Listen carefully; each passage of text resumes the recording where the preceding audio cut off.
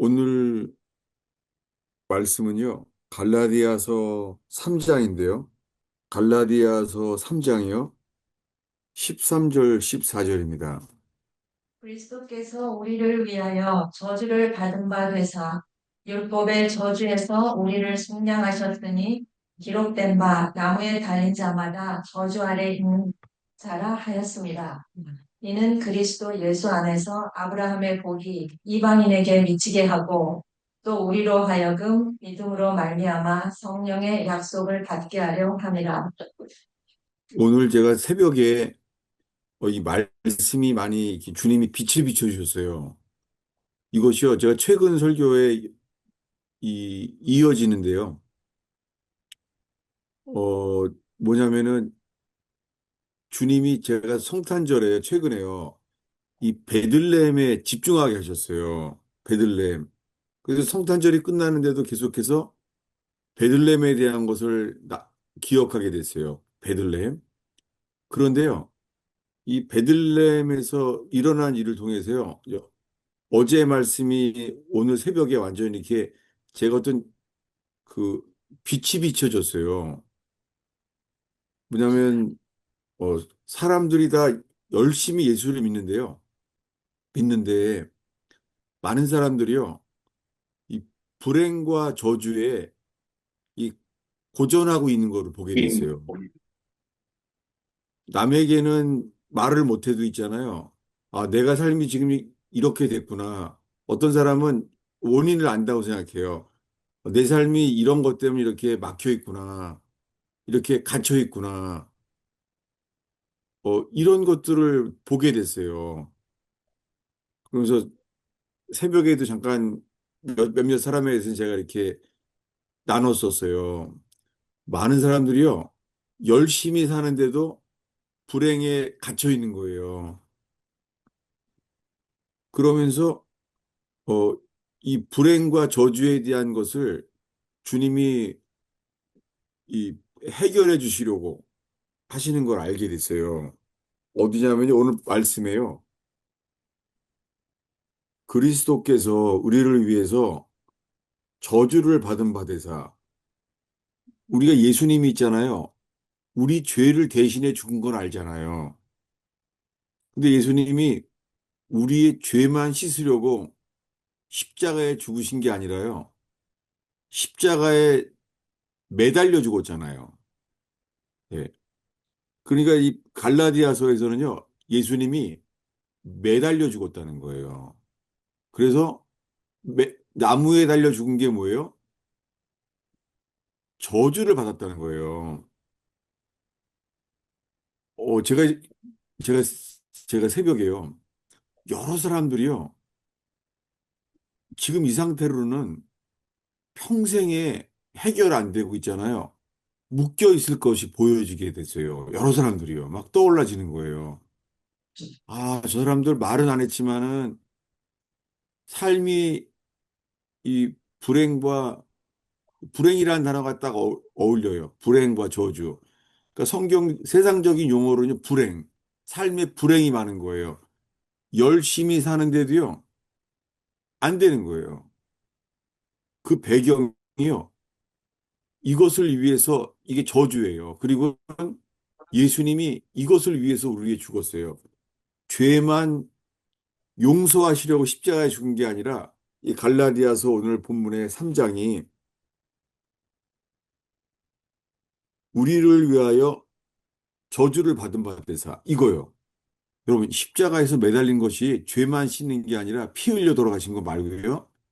나무에 달려 죽었어요. 예수님이. 예수님이 십자가에 나무에 달려 죽었다는 게요. 우리가 받아야 될 저주를 예수님이 저주를 받으셨어요. 예수님이요. 십자가에서 저주를 받았어요.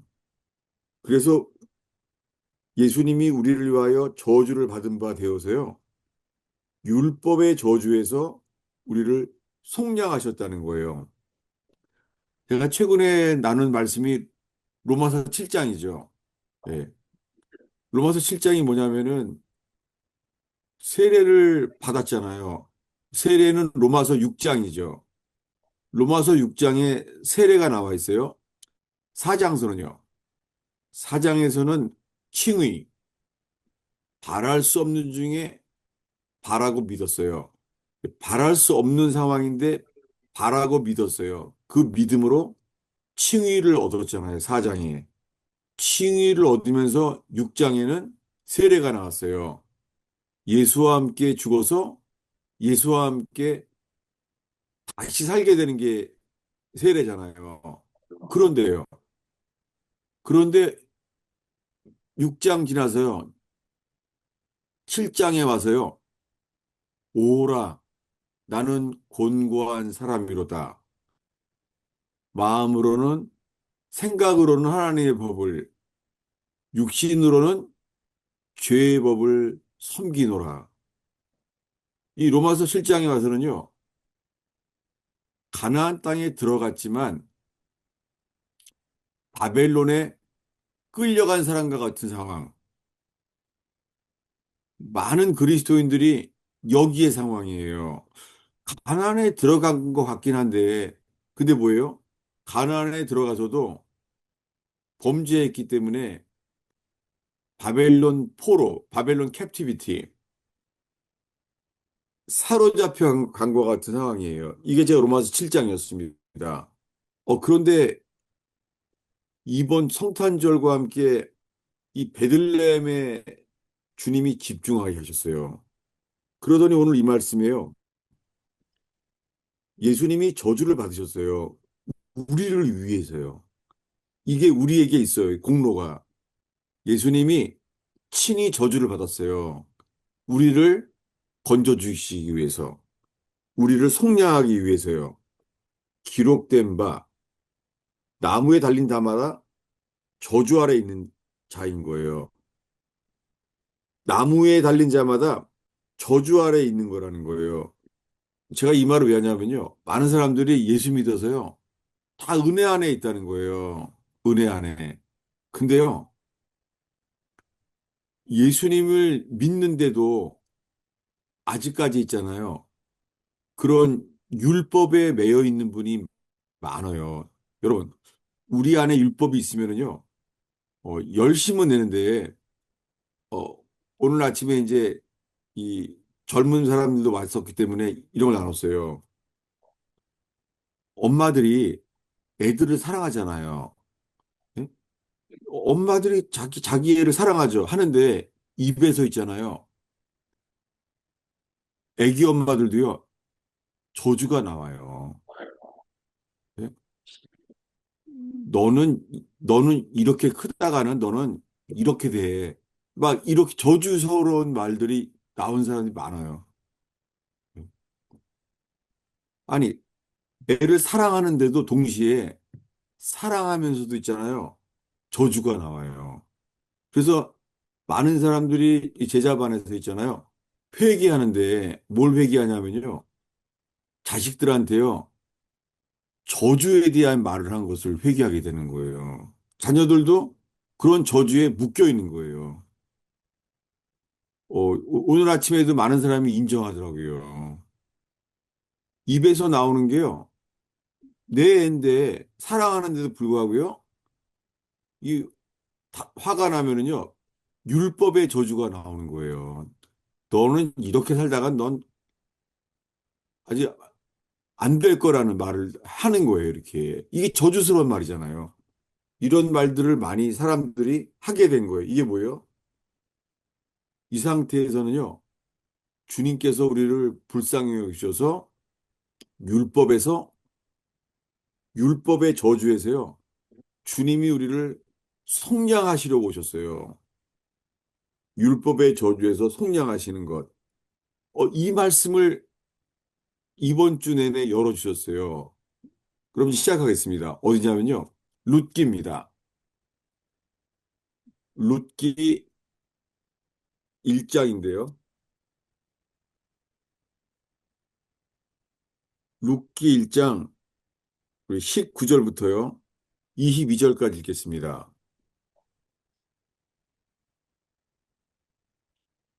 이에 그 두 사람이 베들레헴까지 갔더라.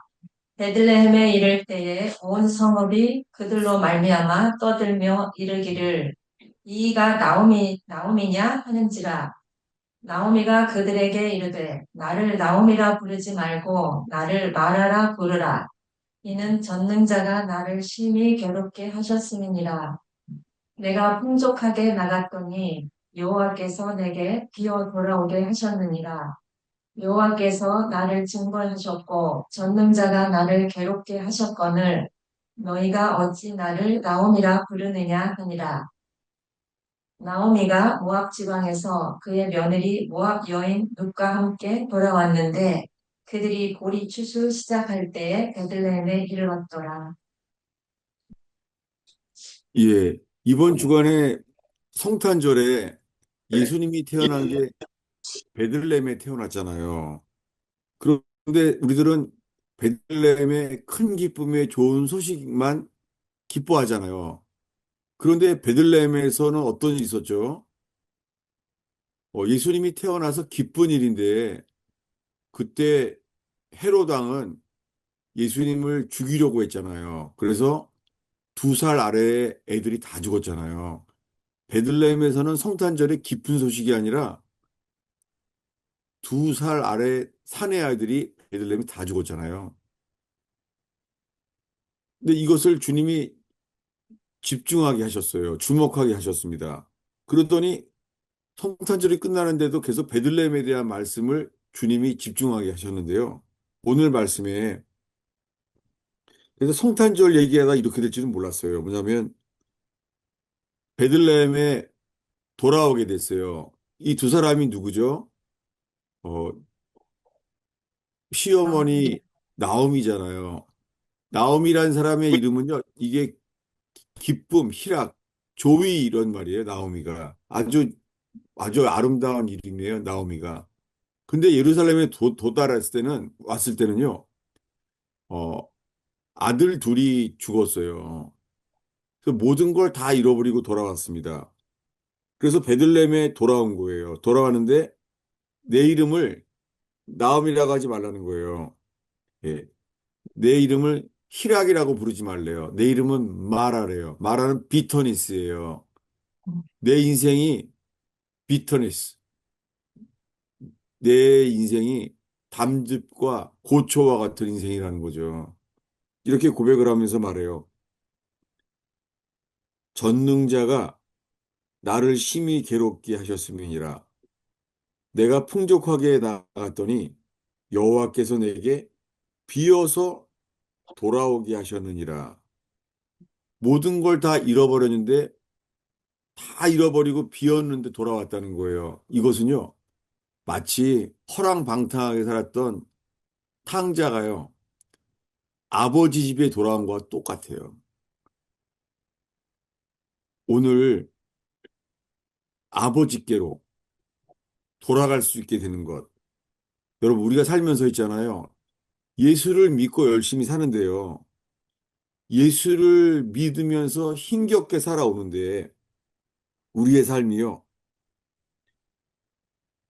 전능자가 나를 심히 괴롭게 하였습니다. 이 2번이나 나와요. 예, 20절에 전능자가 나를 심히 괴롭게 하셨음이니라. 21절에 또 말해요. 전능자가 나를 괴롭게 하셨다는 거예요. 근데 돌아왔습니다. 돌아왔는데 22절에 돌아온 때가 중요해요. 22절 읽겠습니다. 나오미가 모압 지방에서 그의 며느리 모압 여인 룻과 함께 돌아왔는데 그들이 보리 추수 시작할 때에 베들레헴에 이르렀더라. 예, 돌아온 때가 보리추수 시작할 때 온 거예요. 베들레헴에. 우리들은 베들레헴 하면은 예수님이 태어났을 때만 알잖아요. 근데요, 나오미가 돌아왔을 때가요, 보리추수 시작할 때가, 보리추수 시작할 때가 언제냐면 여기가 오순절이에요. 오순절 때 돌아온 거예요. 근데 돌아왔는데요, 이 돌아와서 베들레헴에 왔으니까 먹고 살아야 되잖아요. 당장 먹어야 되잖아요. 그래서 2장 2절입니다. 읽겠습니다. 이장이죠. 네. 모압 여인 룻이 나오미에게 이르되 원하건대 내가 밭으로 가서 내가 누구에게 은혜를 입으면 그를 따라서 이삭을 줍겠나이다 하니 나오미가 그에게 이르되 내 딸아 갈지어다 하매 예. 처음 와서 2년 만에 여기 돌아와서 있잖아요. 10년 만에 돌아온 거죠. 10년 만에 돌아와서 이제 겨우 이삭을 줍겠다는 거예요. 이삭을. 이게 완전히 겨우 먹고 사는 거죠. 홈리스처럼. 그렇게 모였는데요. 좋은 점은 이거죠. 베들레헴에 돌아왔잖아요. 탕자가 아버지 집에 돌아온 것처럼 베들레헴으로 돌아왔습니다. 그때 만나는 일이 3절입니다. 읽겠습니다. 룻이 가서 베는 자를 따라 밭에서 이삭을 줍는데 우연히 엘리멜렉의 친족 보아스에게 속한 밭에 이르렀더라. 예, 우연히 여기에요. 3절에 이런 단어가 다 있어요. 성경에. 우연히. 여러분, 성경에 우연이라는 단어가 있어요. 뭐냐면 모든 일에는 주님의 뜻이 있잖아요. 근데 주님의 뜻을 모를 때는요, 우리가 어, 하나님의 일은요, 우연히 일어나요. 우연히. 나중에 알고 나면은 주님의 뜻이 드러날 때는 아, 하나님이 하셨구나 알게 되지만 그 순간에는요, 이 보아스를 만난 것처럼요, 우연이에요. 근데 이 우연이란 단어가 있잖아요. 히브리어로요. 아, 제가 이 히브리어를 설명을 하는 게 이게 성탄절 카드처럼 이 말씀이 역사했으면 좋겠어요. 이 우연이란 단어를 제가요, 히브리어를 풀어서 적어드릴게요. 히브리어로요. 우연히 이 단어가요, 두 단어인데요. 뭐냐면 her chance happened that 이런 문장이에요.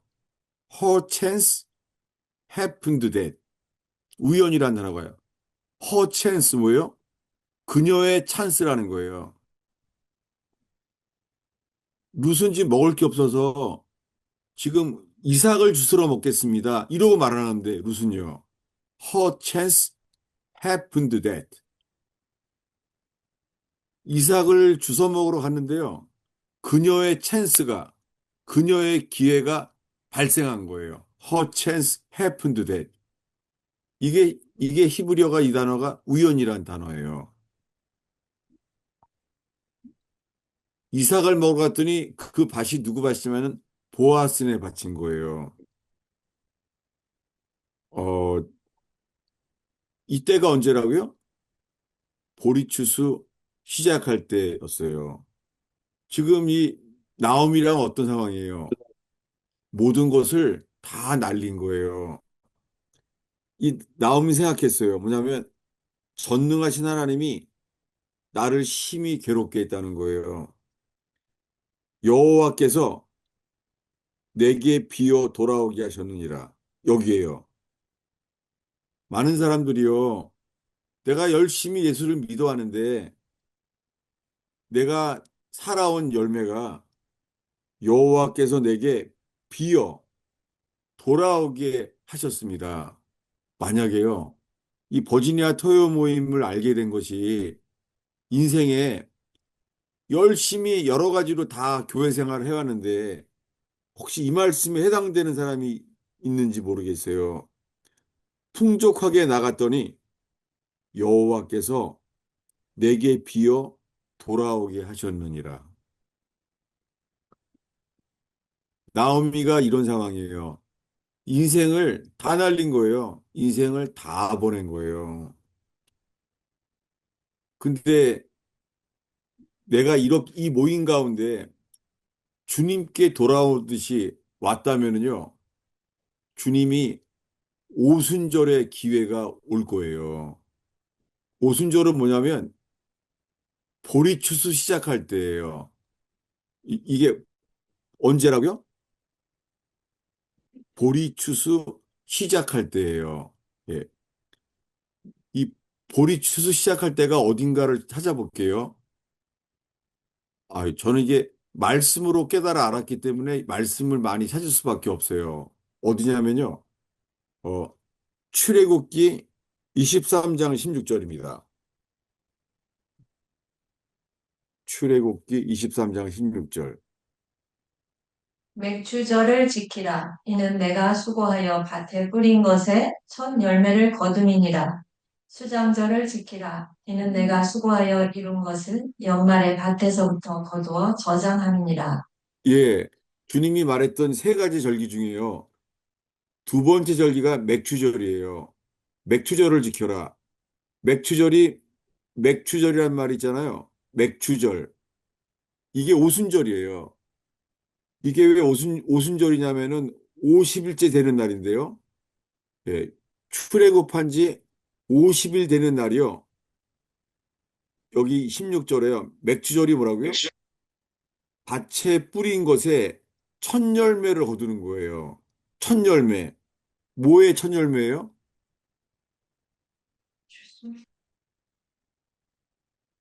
보리 추수한 날이에요. 보리 추수를 처음 한 날이에요. 더 자세히 나온 것은 34장 22절입니다. 찾아보겠습니다. 출애굽기 34장 22절.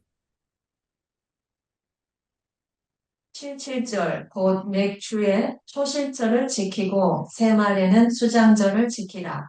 예, 똑같은 날인데요. 무슨 절이라고요? 77절 초실 맥주의 초실절입니다. 77절이 오순절이잖아요. 오순절이 뭐라고요? 곧 맥주의 맥 초실절이에요. 맥주의 초실절. 여러분, 초실절이란 말이 뭐예요? 초실절이요. 맥주의 초실절. 이것이 주님은요,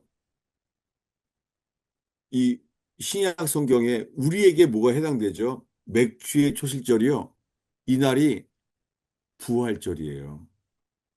주님은 부활절, 다 망했는 줄 알았는데, 사망 권세를 이기시고 부활하신 거예요. 이렇게 준비되는 거예요. 그날 막달라 마리아가 새벽에 무덤에 왔어요. 그날이 언제죠? 부활 부활 안식 후 이튿날이에요. 보겠습니다. 마태복음 26장에 갈까요? 부활절 날. 주요. 28장에 28장. 마태복음 28장 1절입니다. 읽겠습니다. 안식일이 다 지나고 안식 후 첫날이 되려는 새벽에 막달라 마리아와 다른 마리아가 무덤을 보려고 갔더니 예, 어느 날이라고요? 안식 후 첫날 새벽 예, 안식 후 첫날 새벽이었어요. 예수님은 죽었습니다. 근데 그들이 부활을 믿을 만한 능력은 없었죠. 그냥 온 거예요. 예수님이 죽었기 때문에 안식 후 첫날에 새벽에 왔어요. 안식 후 첫날. 이날이 안식 후 첫날이 뭐냐면 이날이 초실절이에요. 보겠습니다. 레위기 23장 11절입니다. 레위기 23장.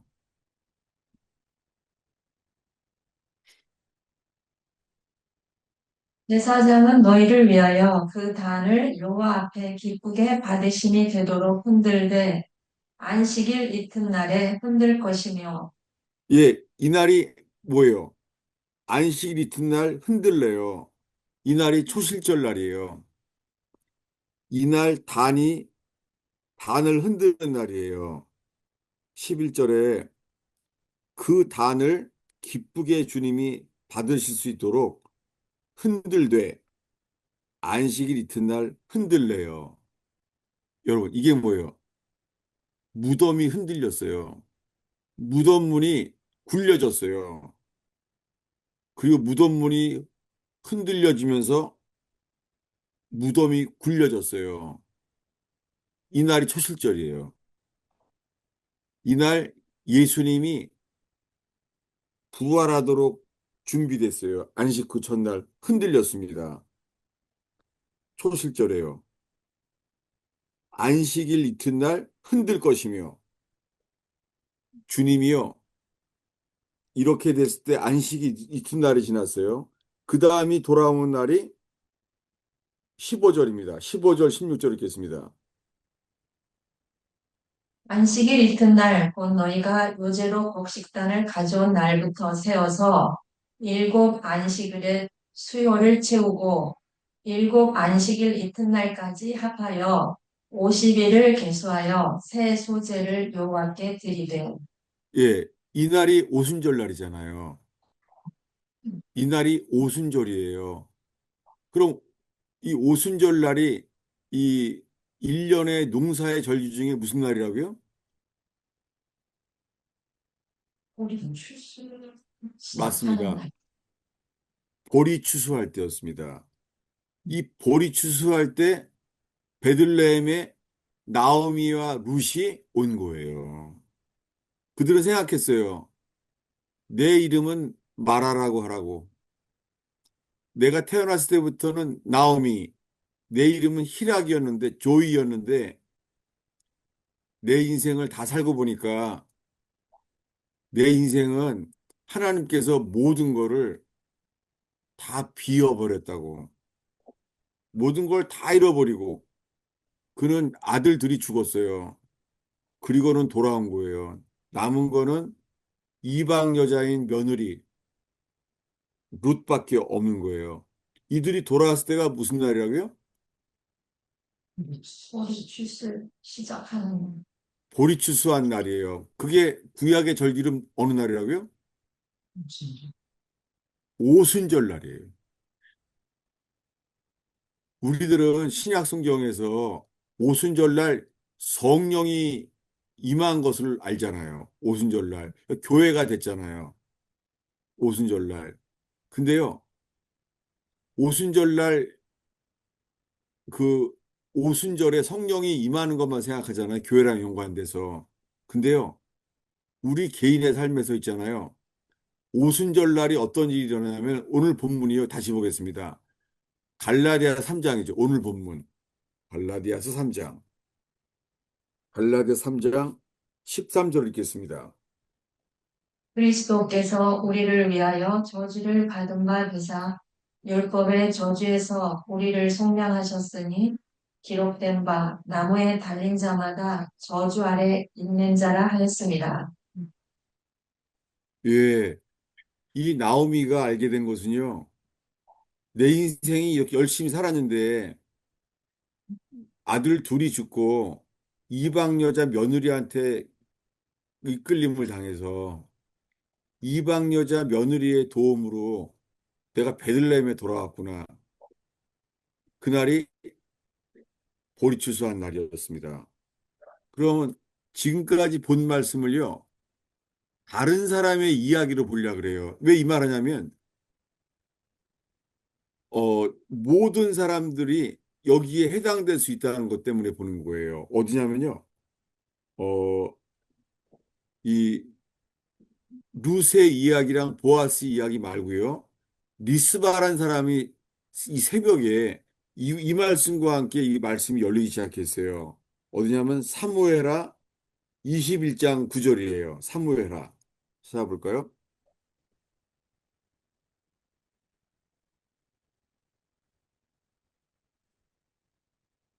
그들을 기브온 사람의 손에 넘기니 기브온 사람이 그들을 산 위에서 여호와 앞에 목매어 달매 그들 일곱 사람이 동시에 죽으니 죽은 때는 곡식 되는 첫날 곧 보리를 베기 시작하는 때더라.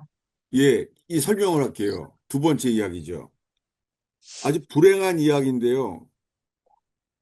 동시에 일곱 사람이 죽었어요. 나무에 매달려서. 그렇게 죽게 된 때가 언제라고요? 고- 곡식 빼는 첫날, 보리를 베기 시작할 때, 이게 어느 날이라는 거예요? 보리 베기 시작하는 날, 무슨 절, 몇 주절. 오순절이에요. 그럼 이 이야기가요, 어떻게 시작된 거냐면은 21장 1절에 보면요. 3년 동안 이스라엘 전국에 비가 안 오는 거예요. 21장 1절을 보겠습니다. 다윗의 시대에 해를 거듭하여 3년 기근이 있으므로 다윗이 여호와 앞에 간구하매 여호와께서 이르시되 이는 사울과 피를 흘린 그의 집으로 말미암음이니 그가 기브온 사람을 죽였음이니라 하시니라. 왜? 다윗이 잘못한 게 아니에요. 다윗의 선대왕, 사울왕이 잘못한 짓이에요. 이 사울왕이 기브온 사람들을 죽여버린 거예요. 그래서 지금 3년 동안 기근이 된 이유가 이것 때문이라는 거예요. 이걸 주님이 알게 하셨습니다. 그래서 들었죠, 주님이? 아, 기브온 사람이 죽었기 때문에 이렇구나. 여러분, 이 일은요, 우리가 알고 있는 대로는 북한에 저주가 있잖아요. 북한에 수많은 사람들이 불행한 죽임을 당하잖아요. 그 김일성, 김정은까지 북한 땅에 겪는 저주가 얼마나 많아요. 북한에 전기가 없어서 깜깜하잖아요. 게다가요, 이제는 캄캄한 것만이 아니라 굶어 죽어요. 추위 속에 지금 굶어 죽고 있어요. 나올 수도 없고. 이런 저주와 비슷해요. 저는 이 말씀을 보면서요. 나라에 대한 것까지 이 말씀은 적용될 수 있다는 걸 알게 됐어요.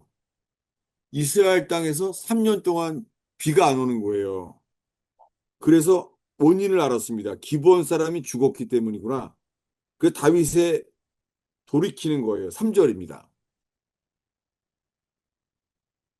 다윗이 그들에게 묻되 내가 너희를 위하여 어떻게 하랴? 내가 어떻게 속죄하여야 너희가 여호와의 기업을 위하여 복을 빌겠느냐 하니.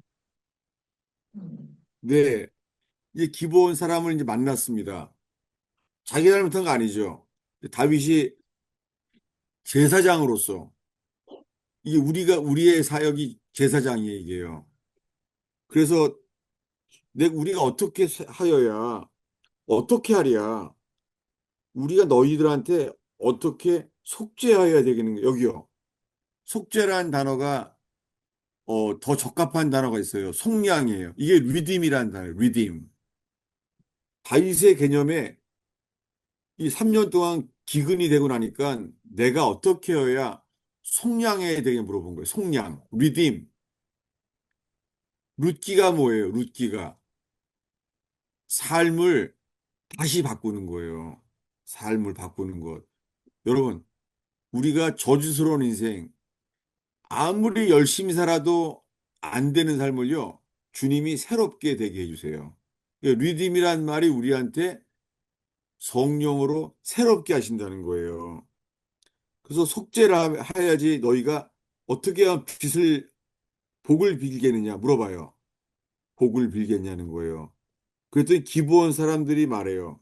어디냐면, 어, 5, 6절을 읽겠습니다. 그들이 왕께 아뢰되 우리를 학살하였고 또 우리를 멸하여 이스라엘 영토 내에 머물지 못하게 하려고 오해한 사람의 자손 7사람을 우리에게 내주소서. 여호와께서 택하신 사울의 고을 기브아에서 우리가 그들을 여호와 앞에서 얽매어 달겠나이다 하니 왕이 예, 이르되 내가 주리라 하니라. 예, 여기에 있잖아요. 기브온 사람들이 자기네가 많이 죽었으니까요. 기브온 사람이 많이 죽었거든요. 그 중에서 이 사울왕의 후손 7명을 목을 매달겠다는 거예요. 죽인다고 안 그러고 뭐라고요? 9절에 여호와 앞에 목매어 달매 이렇게 하겠다는 거예요. 어떻게 죽인다고요? 목매 예, 성경에서요. 매달려 죽는 게 저주예요. 이렇게 7명을 죽이겠다는 거예요. 그래서 이 9절 중반부에 가면요. 그들 7사람이 동시에 죽었어요. 언제요? 곡식 빼는 첫날, 곧 보리를 베기 시작할 때였습니다. 여러분, 룻기에 이어서 왜 이걸 봤냐면은 이때가 언제라고요? 오순절. 오순절이에요. 보리를 베기 시작할 때였어요. 이 불행, 저주, 리스바는요, 불행한 여자예요. 리스바는요, 사울왕의 첩이었어요. 그런 바람에 지금 사울왕의 첩으로 사는 것도 불행이 돼 있잖아요. 다윗 왕이 지금 자기 애들 둘을 나무에 달려 죽게 된 거예요.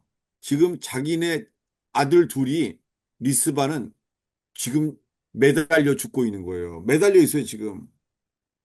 이 상태에서 예배. 여러분, 여러분 혹시나 있잖아요.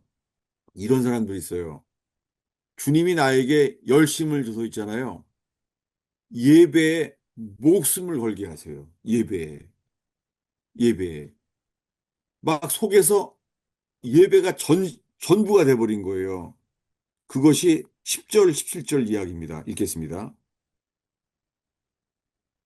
아야의 딸 리스바가 굵은 배를 가져다가 자기를 위하여 바위 위에 펴고 곡식 되기 시작할 때부터 하늘에서 비가 시체에 쏟아지기까지 그 시체에 낮에는 공중의 새가 앉지 못하게 하고 밤에는 들짐승이 범하지 못하게 한지라.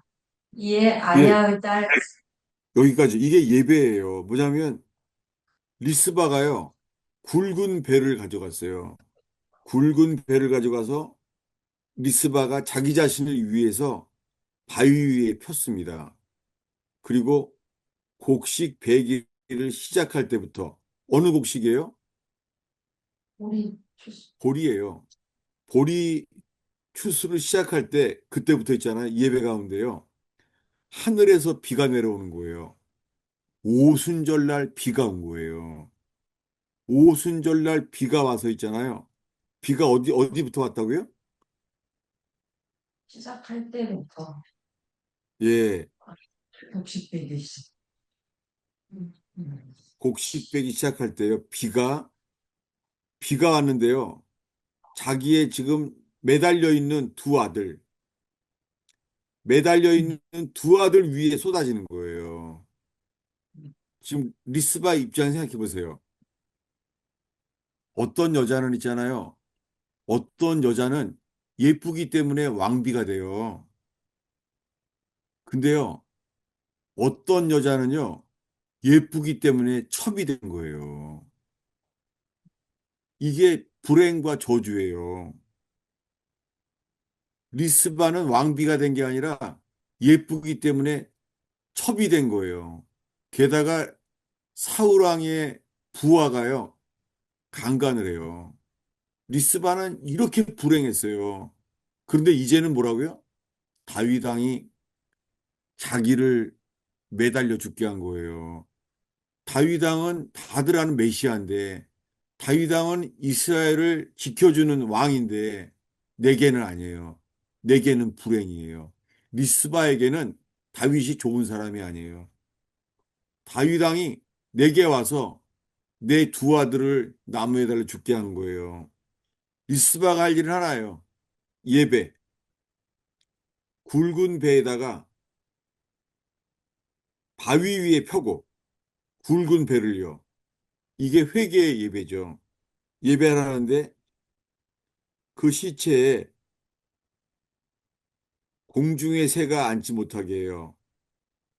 네, 낮에는 공중의 새가 못 만지지 못하게 하고 밤에는 들짐승이 범하지 못하게 해요. 이게 예배예요. 예배는 재물을 지키는 거예요. 왜냐고요? 이게 똑같이 성경에 딱 두 번 나와요. 창세기 15장 11절입니다. 이 말씀을 볼게요. 창세기 15장 11절에 아브라함의 예배가 있었어요. 찾아보겠습니다. 아브라함이 어떻게 예배했냐면요. 창세기 15장이요. 10절부터요. 11절까지 읽겠습니다. 소리 아브라함이 그 모든 것을 가져다가 그 중간을 쪼개고 그 쪼갠 것을 마주 대하여 놓고 그 새는 쪼개지 아니하였으며 예, 이게 솔개, 제사죠. 이게 제사입니다. 다음 절. 솔개가 그 사체 위에 내릴 때에는 아브라함이 쫓았더라. 이거예요. 솔개가 성경에 좋은 새가 아니에요? 솔개가 오니까 어떻게 해요? 그 사체 위에 내릴 때 아브라함이 지키고 있어요. 예. 이 제물이기 때문에 흠이 있으면 안 되니까. 그러니까 밤새 지키는 거예요, 아브라함이. 이게 예배입니다. 제물을 쪼개서, 제물을 쪼개고 솔개가 사체에 내려오면 아브라함 쫓아요. 그러니까 밤새도록 깨어 있는 거예요, 아브라함이. 이게 뭐예요? 이게 제사입니다. 하나님이 아브라함과 쪼갠 제물을 지키는 거예요. 이게 밤낮으로 하는 거예요. 다시 한번요. 아까 읽은 말씀으로 다시 가요. 사무엘하 21장 17절을, 아니, 10절을 다시 읽겠습니다. 이걸 기억하면서. 리스바가 어떻게 하는지 찾아보겠습니다. 레아의 딸 리스바가 굵은 배를 가져다가 자기를 위하여 바위 위에 펴고 곡식되기 시작할 때부터 하늘에서 비가 시체에 쏟아지기까지 그 시체에 낮에는 공중의 새가 앉지 못하게 하고 밤에는 들짐승이 범하지 못하게 한지라. 이게 예배예요. 이게 제사예요. 자기 아들 둘이 지금 다윗 왕에 의해서 매달려 죽고 있어요. 자기 아들 둘이 지금 죽어가고 있다고요. 죽었어요. 아들들이 죽었는데 뭐라고요? 그 사체를 짐승들이 먹지 못하게, 밤에는 새들이 먹지 못하게 지키는 거예요. 자기 아들을 사랑해서 아들의 죽음을 왜 지키는 거예요? 주님께 드린 제물이기 때문인 거예요. 이게 예배예요. 여러분, 제가요, 어떤 분은요, 이 딱 만나는데요, 느껴지는 거예요. 제가 지난번 방문 때 공항에서 만난 사람도 그렇고, 어떤 사람은 성자산 기도하면서도 보고선 그래요. 예배가 열심히, 이거는 하나님이 주신 거예요. 예배에 목숨을 거는 거예요. 기도원에 다니고, 철야 기도를 하고, 산 기도를 하고, 여러분, 왜요? 주님이 이런 사람들이 있어요. 예. 아브라함의 예배가 이랬고, 지금 리스바가 이러는 거예요. 붉은 배를 가져다가 자기를 위해서 반석 위에 펴고, 이렇게 예배를 하는 거예요. 이런 예배가요, 놀랍게요, 알려졌어요. 11절 읽겠습니다. 이에 아야의 딸 사울의 첩 리스바가 행한 일이 다윗에게 알려지매 예, 다윗 때문에 리스바는 두 아들이 매달려 죽었는데, 다윗이 한 거예요, 이거. 매달려 있는데, 이 둘은요, 이 절망 속에서 목숨을 건 예배가 시작됐어요. 그렇게 예배를 했는데요, 알게 된 거예요. 이 리스바는 두 아들이 매달려 있잖아요. 이 두 아들에 대한 처절한 예배 때문에 다윗이 알게 됐어요. 그게 12절입니다. 읽겠습니다. 다윗이 가서 사울의 뼈와 그의 아들 요나단의 뼈를 길르앗 야베스 사람에게서 가져가니 이는 전에 블레셋 사람들이 사울을 길보아에서 죽여 블레셋 사람들이 벳산 거리에 매단 것을 그들이 가만히 가져온 것이라. 예, 놀랍게요. 이 리스바, 이 첩으로 산 불행한 여자 리스바가요, 아들 둘이 매달려 죽고 있잖아요.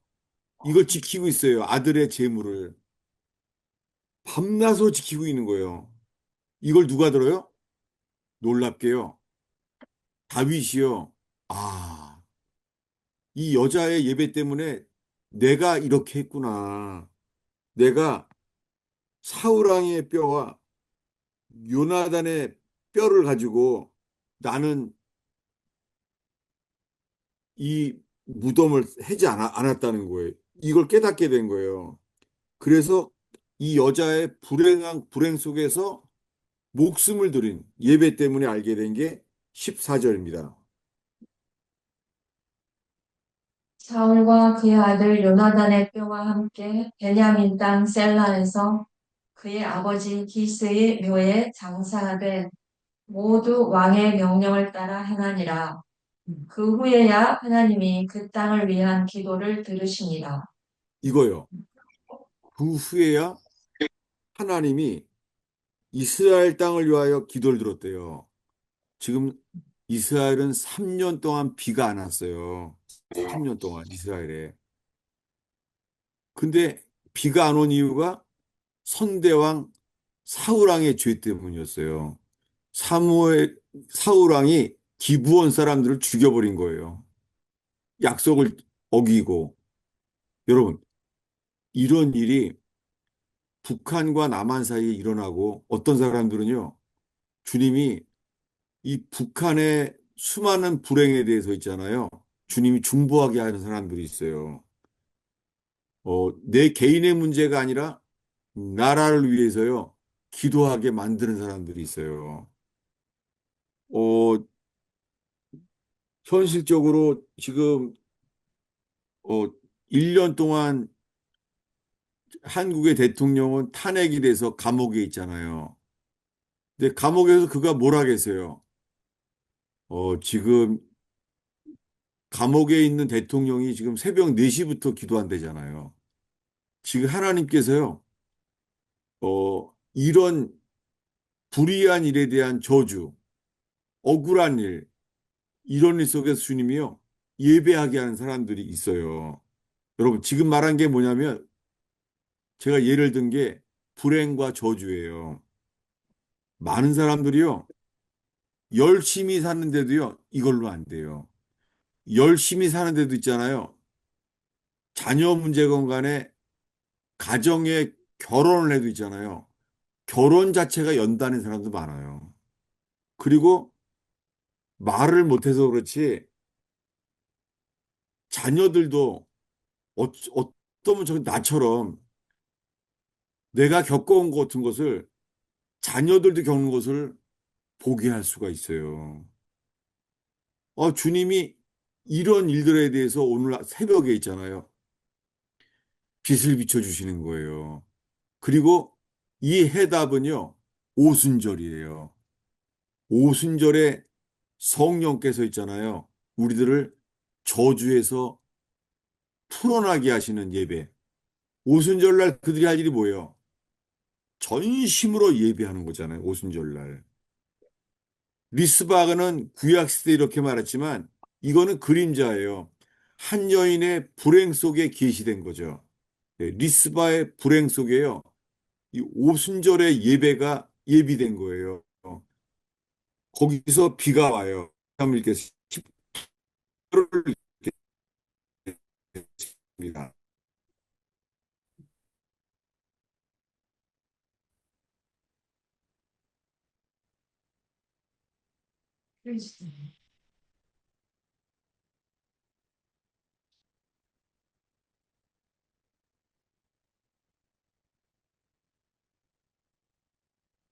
사무엘하 21장 10절이죠.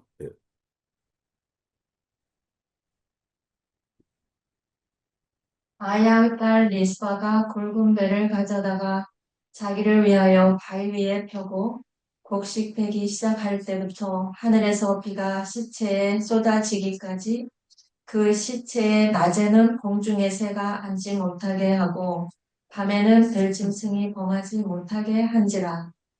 예, 이 리스바가 이 사울의 첩 리스바가 이 불행 속에서 하는 일은 굵은 배를 가져다가 바위 위에 펴고 기도하는 거예요. 목숨을 건 전심으로 예배하는 거예요. 전심으로. 여러분, 어떤 사람들은요, 열심을 걸고 주를 섬기게 만들어요.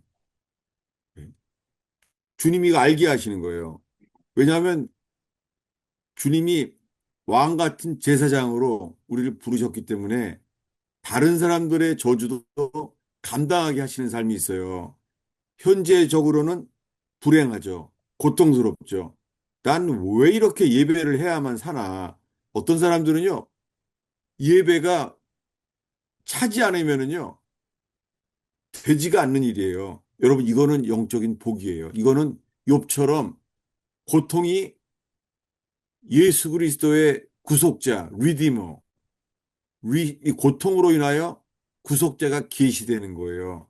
지금 미스바드 뭐예요? 이 이해할 수 없는 고통, 받아들이기 어려운 고통, 이 속에서 계시되는 거는요, 리디머, 속량자가 계시대요. 이게 오순절의 성령이에요. 놀랍게요. 거기 비가 오는 거예요, 거기에. 여러분, 제가 가끔 요즘 성자산 원장님 얘기 많이 하잖아요. 성자산 기도원 원장님은요, 정말 불행한 결혼을 했잖아요. 초등학교밖에 못 나왔어요. 집이 가난하고. 근데 결혼을 했는데 남편은 차라리 없는 게 나아요. 남편은 그냥 남봉꾼이에요. 노름하느라고 빚져서 결국에는 그 첫 애를 출산하는데 이 겨울에 있잖아요. 불을 떼지 못해서 그 차가운 방에서 혼자 아기를 낳았다는 거예요. 그 원장님이. 혼자 아기를 낳는데 그 라면 박스를 깔고선 아기를 낳는데 그 애가 결국에는 쥐가 애를 파먹었잖아요. 그래서 책 제목이요.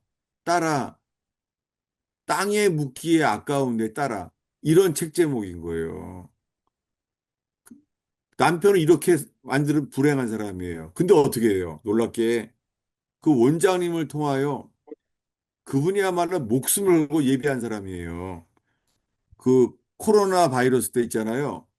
대한민국에서 쉬지 않고 예배가 멈추지 않은 기도는 여기 성자산이에요. 주님이 리스바처럼 예배하게 한 거죠. 그랬더니 그분에게 주님이 여러 가지 계시들을 열어주신 거예요. 여러분, 여러분들 속에요. 교회에서 하는 열심은 다 열심히 하는데요. 기준이 안 채워지는 거예요. 남들은 몰라요. 하나님께서요, 갈망을 주시는 거예요. 리스바처럼. 그리고 누구처럼요? 룻처럼. 인생이 열심히 살아도요, 다 비어지게 하시는 거예요. 언제까지요? 베들레헴에 돌아갈 때까지.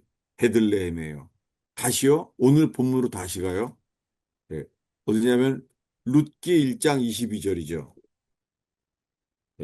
21절, 22절 읽겠습니다. 룻기.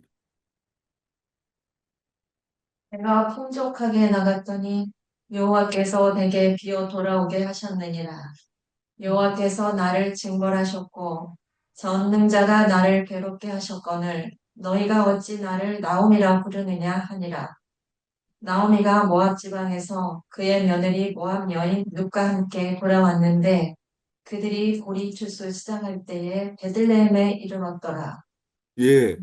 그는 이 불행 속에 아들 둘은 죽고 이방 며느리, 이방 며느리 룻을 데리고 왔는데 그가 돌아온 때가 보리추수 시작할 때예요. 오순절 날입니다. 여러분, 오순절 날이요. 신약에서는 성령이 임해지잖아요. 오순절 날 성령이 임하는 이유가 뭐예요? 오순절 날이요. 여기에 속량하시는 주님, 이분이 계시되는 거예요. 속량하시는 주님, 우리를 속량하세요. 어떻게 해요? 오늘 본문이 어디였죠? 갈라디아서 3장 10절을 다시 보겠습니다. 3장 13절을 읽겠습니다. 그리스도께서 우리를 위하여 저주를 받은 바 되사 율법의 저주에서 우리를 속량하셨으니 기록된 바 나무에 달린 자마다 저주 아래 있는 자라 하였습니다. 예, 나오미는요, 자기의 인생을 주님이 괴롭게 했다는 거예요. 전능자가 나를 괴롭게 하였도다. 전능자가 나의 삶을 다 비워버렸대요. 내 인생에 아무것도 안 남았다고. 그렇게 돌아오게 했어요. 어디에요? 베들레헴에. 근데 거기에서 주님 주신 것은요, 오순절 날이에요. 오순절 날에 일어난 일은 뭐냐면, 저주의 아래 있는 자들을 속량하시러 오신 거예요. 속량. 율법의 저주에서 우리를 속량하게 하셨으니 기록된 바 나무에 달린 자마다 저주 아래 있는 자라. 여러분, 지금 이제 십자가만 바라봐요. 십자가만. 사람들이 십자가에 뭘 바라봐요? 예수님이 피 흘려 죽었어요. 손과 발에 못 박힌 채 채찍질을 당해서 온몸이 붉은 옷을 입은 것처럼요. 온몸이 피예요. 근데 오늘은요, 어딜 바라봤다고요? 갈라디아를 통해서 그분이 십자가에 나무에 달려 죽었어요. 여러분, 예수님이 우리를 대신해서요, 나무에 달려 저주를 받은 바 되었어요. 저 오늘 새벽에 있잖아요. 성탄절에, 예수님이 십자가에 죽은 것이 저주를 받아 죽었구나. 그분이 우리를 위하여 대신 저주를 받았어요. 여러분, 십자가의 공로를 의지한다는 것은요, 죄만 용서받는 것이 아니라 뭐라고요? 저주에서 속량하게 하시려고 오셨어요. 여러분, 십자가에서 이루신 일이 죄만 씻는 게 아니라 뭐라고요? 저주에서 속량하러 오셨습니다. 제가 이 말씀이 열리면서 있잖아요. 제가 6년 전에 뇌출혈 때 쓰러지면서 주님이 어, 이 회개와 함께 이제 내가 너를 고쳐주겠다 하시더니 갈라디아서를 봐라 그랬거든요. 이 갈라디아서를 본 지가 6년 됐어요. 6년 됐는데요. 오늘 새벽에는 완전히 피크였어요. 갈라디아에서 주님이 갈라디아서에서 저의 삶의 저주도 보여주시고 제가 벗어나지 못하는 이 가정생활의 불행 그리고 우리 어머님의 삶의 불행 이런 걸 보여주시면서 교인들 있잖아요. 아주 열심히 사람들인데 있잖아요. 삶의 문제가 그치지가 않는 거예요. 이 답이 갈라디아서구나. 주님이 내가 십자가에 죽은 것은 죄만 씻으려는 것이 아니라 이 저주 자체에서 나를 건져주시려고 하는구나. 이것을 위해서 주님이 부활하셨어요. 부활하셔서 하신 일이 뭐예요? 안식일 이튿날 무덤 문을 흔들어 버렸어요. 이게 요제예요. 웨이빙 오퍼링. 무덤을 흔들어 버렸어요. 여러분, 우리의 예배가 무덤이 흔들린 게 뭐예요? 사망 권세를 흔들어 버린 거예요. 그리고 막달라 마리아를 새벽에 만나셨어요. 이 부활의 약속이 뭐예요? 부활의 약속이 14절에 있겠습니다. 이는 그리스도 예수 안에서 아브라함의 복이 이방인에게 미치게 하고 또 우리로 하여금 믿음으로 말미암아 성령의 약속을 받게 하려 함이라. 아멘. 아브라함의 복이 믿음으로 성령의 약속을 받게 했어요. 놀랍게 불행한 여자 나오미와 룻에게 있잖아요. 이 일이 일어나요. 왜요? 주님이 불행한 삶, 이제는 다 늙어서 다 끝났구나. 다 끝난 채 난 돌아왔다. 베들레헴에. 이제 고향에 인생을 다 실패하고 돌아온 거예요. 베들레헴에.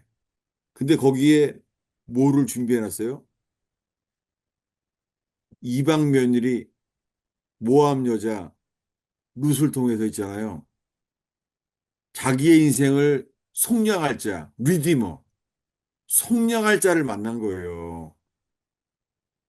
그리고는 그의 족보가 예수님의 족보에까지 기록 거예요. 아까 읽은 여자 리스바.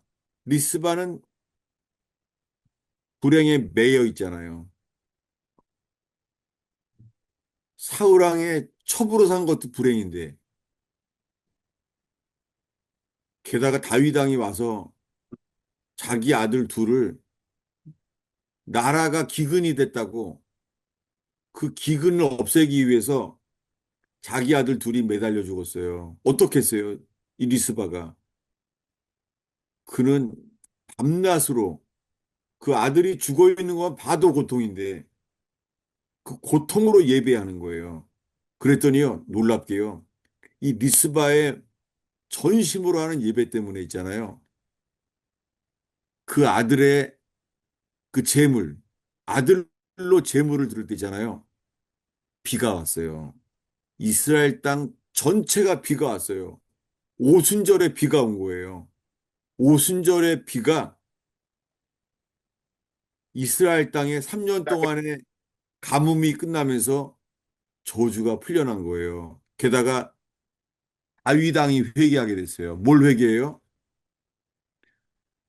내가 요나단과 사울 왕의 죽음을 내가 거두지 않았구나. 리스바의 고통 때문에 이런 일이 있는 거예요. 여러분, 우리가 주님이 내게 맡긴 예배, 주님이 나에게 준 열심, 전심으로 예배할 때 있잖아요. 주님께서 삶의 저주와 불행의 사슬이 끊어지게 만드세요. 네. 제가 제 삶 속에서도 이런 거를 보게 됐어요. 저도 음, 중학교 1학년 때부터 교회를 다녔는데 그냥 주님이 바로 빨려 들어갔어요. 그리고 예배가 안 채워져요. 그냥 예배를 하게 돼요. 남이랑 비교하면 안 돼요.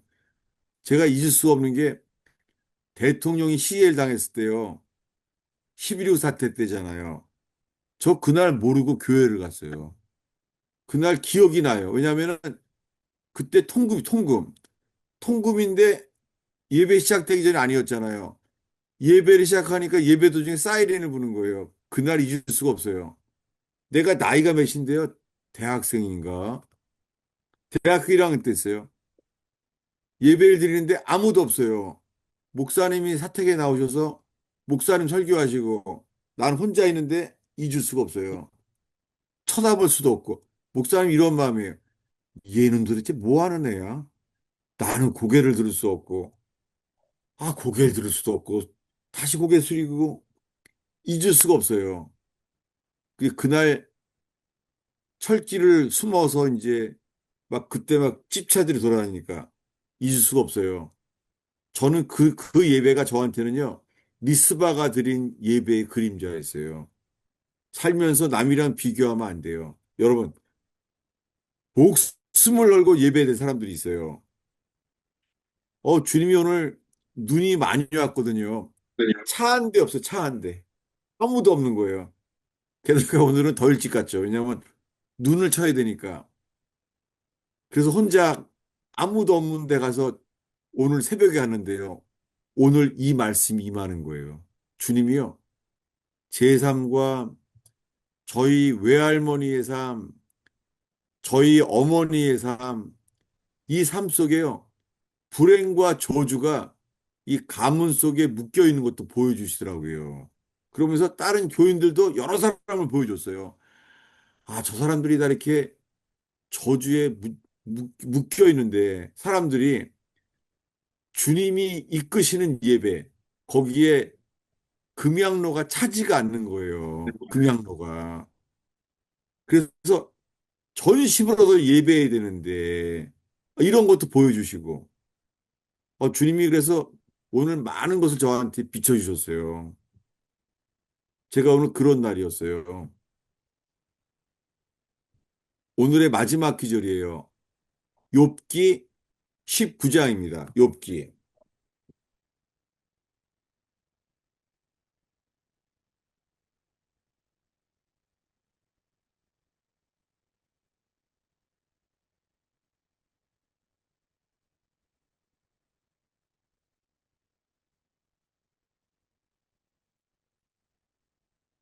욥기 19장 23절부터요. 25절까지입니다. 나의 말이 곧 기록되었으면 책에 쓰여졌으면 철필과 나무로 영원히 돌에 새겨졌으면 좋겠노라. 내가 알기에는 나의 대속자가 살아계시니 마침내 그가 땅 위에 서실 것이라. 내 가죽이 벗김을 당한 뒤에도 내가 육체 밖에서 하나님을 보리라. 네, 네, 욥, 욥 지금 잠도 못 자요. 왜요? 기와장으로 몸을 긁고 있어요. 잠도 못 자요, 지금. 욥이요. 고통 속에서. 게다가 친구들은 오해하고 비판해요. 혼이 완전히 화살에 찔리는 거죠, 지금. 욥이요. 왜 이런 걸 줘요, 욥한테? 왜 이런 고통을 줘요? 여러분, 어떤 사람들은요, 고통만큼 예수님이 계시대요. 지금 뭐라고 말해요, 욥이요? 내가 알기에는 나의 대속자가, 이게 뭐예요? 속량자예요. 마이 리디머. 이 고통스러운 인생을 속량할 분이 계시된 거예요. 나의 구속자, 리디머가 살아계시니 땅 위에 서게 될 것이라. 고통 속에서 예수님이 계시되는 거예요. 성자산 기도원 원장님도 이 불행과 고통 속에서 주님이 계시되고 재림에 대한 말씀들을 받게 된 거예요. 그런 26절에 말하잖아요. 내 가죽이 벗김을 당한 뒤에도 이건 아닌데 육체 밖에서 하나님을 보리라. 주님이 계시된 거예요. 고통 속에서 예수 그리스도가 계시된 거예요. 이걸 킹제임스로 읽어주시겠어요? 26절을 킹제임스로. 내 살갗의 벌레들이 이 몸을 멸할지라도 내가 여전히 내 육체 안에서 하나님을 보리라. 이거예요. 여전히 내 육체 안에서 하나님을 보리라. 지금 여전히 오해받고 있어요. 친구들이 오해하고 있어요. 몸은요. 기와장으로 몸을 긁고 있어요. 이 속에서 기와장으로 긁어야 되고 잠도 못 자는 고통 속에서도요. 뭘로 만족해요? 주님을 보게 된 거예요. 내가 여전히 육체 안에서 하나님을 보리라. 하나님을 본 거예요. 그분이 누구예요? My Redeemer. 고통 속에서 구속자를 알게 된 거예요. 불행한 여자, 평생이 불행했던 여자, 리스바에게도요, 그의 예배가 찰 때 오순절날, 보리 추수하는 날 비가 왔어요. 그 아들이 죽은, 두 아들의 죽음을 본 고통 속에서 주님은 비가 온 거예요. 여러분, 이 버지니아 토요 모임에 오게 된 것이 이 베들레헴에서 내 인생을 주님이 다 비우게 하고 내 인생을 다 보내는데 아버지에게 돌아온 예배가 있게 되기를 바래요. 아멘. 전 오늘 이 말씀은 정말 계시였어요. 그래서 머리도 안 돌더라고요. 일찍 가서 뭐 차 한 대도 없어요. 차 폭설이 왔으니까. 저는 정말 주님이 그런 열심을 오히려 주셨어요. 폭설이 왔으니까 더 일찍 가야 되잖아요. 가서 일찍 가는데 이거 세상에 스페니쉬들이 다 쳐놓은 거예요. 그래서 제가 절하고 싶은 만큼 축복했어요. 너무 고맙다고. 미국 주님, 사람이 못해요. 스페니쉬도 해주는 거예요. 그래서 축복을 한 다음에 시간이 비었잖아요. 그 새벽 기도를 한 시간 이상 일찍 간 거예요. 말씀을 폈는데요. 지금 읽은 말씀들이요. 빛처럼 비춰주는 거예요. 야, 내 인생을 묶고 있는 저주. 우리 외할머님에게 묶여 있는 저주. 우리 어머니에게 묶여 있는 가정의 불행과 저주. 이런 게 막 보이는 거예요, 오늘. 저는 그런 날이었어요. 여러분, 오늘 성령께서 오늘 나눈 말씀으로 인해서 있잖아요. 오순절의 역사. 오순절의 역사는 뭐예요? 이 믿음 위에 성령의 약속, 이것이 인생의 비, 목마른 자에게 비가 오는 것처럼요. 오순절에 사망 권세의 무덤이 흔들리고 안식일 이튿날 부활 생명, 오순절에요. 부활 생명이요. 인생을 다 망했다고 하는 나오미에게 임한 거예요. 회복, 이 부활의 역사가 일어나는 거예요. 아, 미안해요. 한 기절만 더 볼게요. 룻기의 결말로 보면 알죠. 룻기입니다. 그 괴롭게만 하는 건 시작이에요. 어떻게 마치죠? 룻기예요. 룻기 4장인데요. 룻기 4장에요. 11절부터예요. 12절까지입니다. 성문에 있는 모든 백성과 장로들이 이르되 우리가 증인이 되나니 여호와께서 내 집에 들어가는 여인으로 이스라엘의 집을 세운 라헬과 레아 두 사람과 같게 하시고 내가 에브라데서 유력하고 베들레헴에서 유명하게 하시기를 원하며 여호와께서 이 젊은 여자로 말미암아 내게 상속자를 주사 내 집이 다말이 유다에게서 낳아준 베레스의 집과 같게 하시기를 원하노라 하니라. 예, 이렇게 인생을 새롭게 속량하신 분을 축복을 받은 거예요. 나오미가 내 인생 다 끝난 줄 알고 베들레헴에 온 거예요. 근데 다 끝난 게 아니라 다 끝났다고 하는 베들레헴에서 겨우 이삭 주워 먹는 것처럼 왔는데요. 여기에 속량, 회복된 인생이 시작된 거예요. 여러분 오늘 이 토요 모임이 부엘셰바처럼 맹세의 우물처럼요. 새롭게 시작되는 이 속량의 역사가 일어나는 우물되기를 축원합니다. 아멘. 기도하겠습니다. 주님, 오늘 저에게 저의 인생을 채워주시고 새롭게 하시며 눈을 열어주신 주님이요.